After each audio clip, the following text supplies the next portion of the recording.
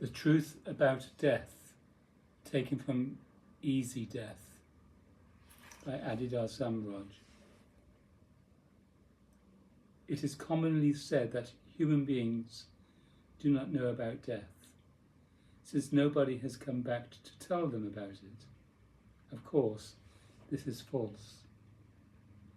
Many people have apparently died and been revived, and their reports are very revealing.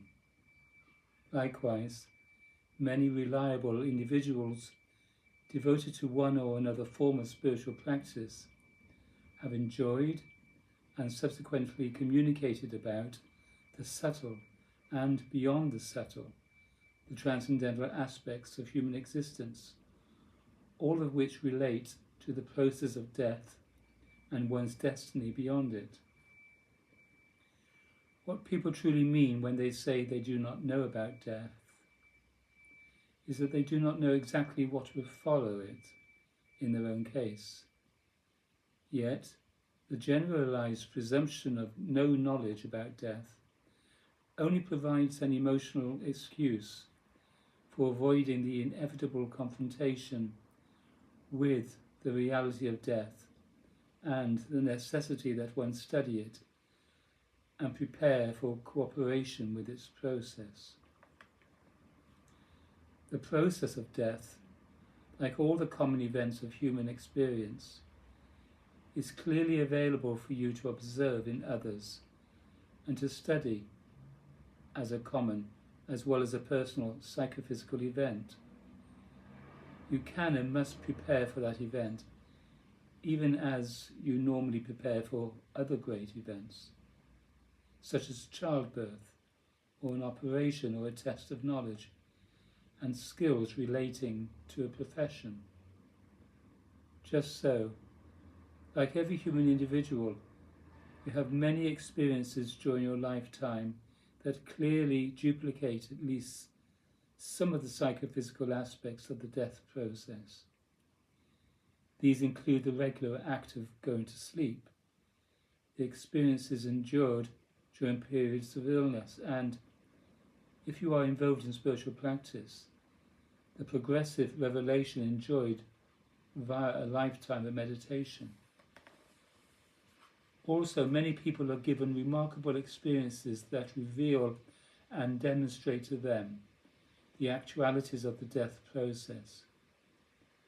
I myself have had many experiences, including complete duplication of the death process. Therefore, you should not presume that you do not know and cannot know about the death process. You can and must know about that process, and you must prepare for it through psychophysical self-study. Even if you do not come to know in advance exactly what will follow your own death, you can know about the death process itself, since it involves the familiar processes of your present body-mind. Furthermore, you can, while still alive in this world, enter into the profound practice of esoteric spirituality, by means of which it is possible to realize the real condition of existence, which is your ultimate destiny, as well as the actual structures of your experiential existence. 2. Fear of death is anxiety or emotional recoil experienced in anticipation of the event. Such fearful anticipation is basically the result of a failure to observe the death process in others and to study that process through systematic education and self-observation. Death is a necessary, purposeful, and ultimately benign psychophysical process. It is similar to the process of giving birth, except that it occurs to both males and females. As in the case of preparing for childbirth, you must study the death process bodily and through observing others. Above all, tension and fear must be relaxed during the death process, as it must be in the case of a woman in childbirth. You must relax and release as when going to sleep, in a feeling of deep trust, love, and surrender to the divine reality on which the process depends. What is on the other side of the death process may or may not be revealed to you beforehand, but it will certainly be revealed to you when it actually happens.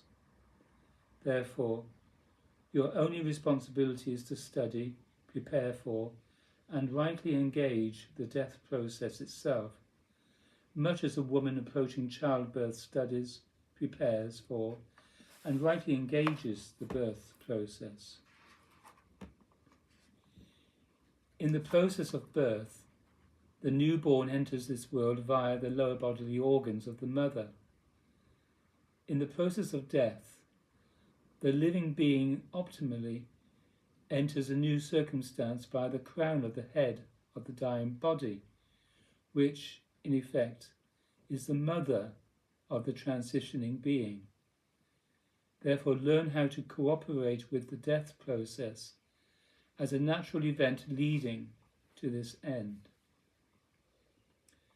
The failure of such cooperation tends to make the death process painful and disturbing, even as the birth process can be for a mother who fails to surrender and cooperate with the event. If you do not surrender in cooperation with the death process, then you will tend to interfere with the ultimate event of release and separation from the body and the world, which, like sleep, is intended to refresh and strengthen the phenomenal being in preparation for a rebirth or resumed embodiment.